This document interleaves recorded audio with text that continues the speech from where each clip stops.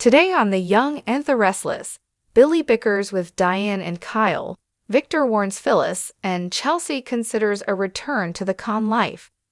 At the athletic club, Chelsea worries to Adam that Victor's plan to get Newman back has hit a dead end.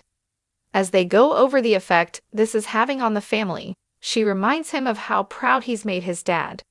They worry that Connor may be stuck living off love alone, please, and joke about Adam being a card shark in Las Vegas as Spider, and the idea of her returning to her con game. We wish.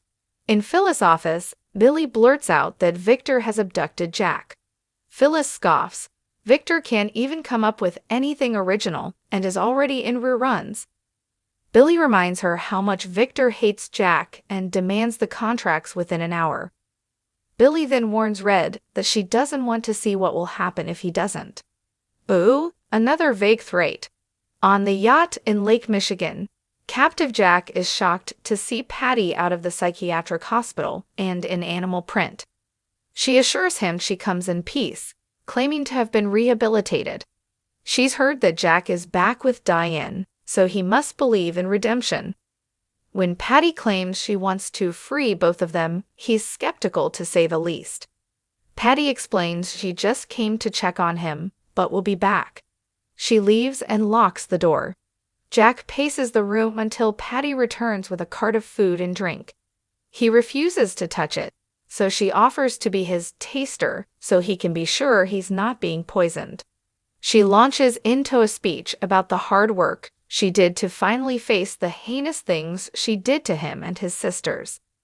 After accepting her inhumanity, she realized that she could rebuild herself and be human again. Phyllis shows up at the ranch, asking Victor what's really happening with Jack. He won't explain, so she informs him Billy doesn't control Chancellor, she does. If he wants to negotiate for Jack, it's going to have to be with her. Smirking, Victor makes it clear that this is not a negotiation. She doubts he's really going to bury Jack in a hole. He warns that she is putting the abbot in danger.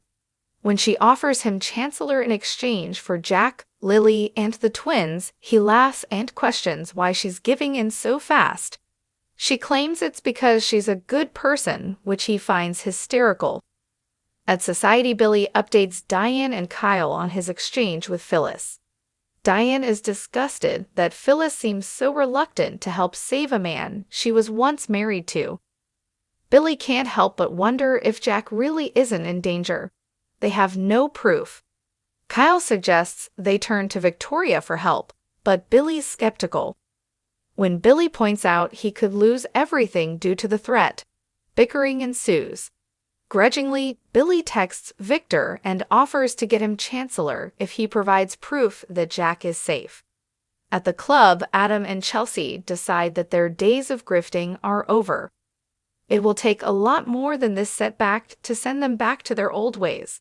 Well, that's too bad. We need Adam's dark side back. Find out why here. Narrowing her eyes, Chelsea warns that she will, however, do whatever it takes to get their son what he deserves. Back at the ranch, Phyllis admits to Victor that she wants her kids to love and respect her. He can understand that, but he doesn't trust her. He asks for an hour, and she questions why he'd want to wait. He doesn't trust her. Victor tells her to draw up the papers and they'll see. Finally, he warns that the deal is off if she tries to negotiate again. At Society, Diane can't believe they are depending on Phyllis' humanity to get Jack back. Billy gets a message from an unlisted number with a picture of captive Jack on it. Your move. On the yacht, Jack tells Patty he could see his way to forgiving her, but he would need her to get him to shore. Sighing, she admits he hasn't lost his charm, but that's not an option. She's not the one in charge. Next on The Young and the Restless, Lauren stares down a tough decision. For more teasers, see the sneak peek at Tuesday, March 10th.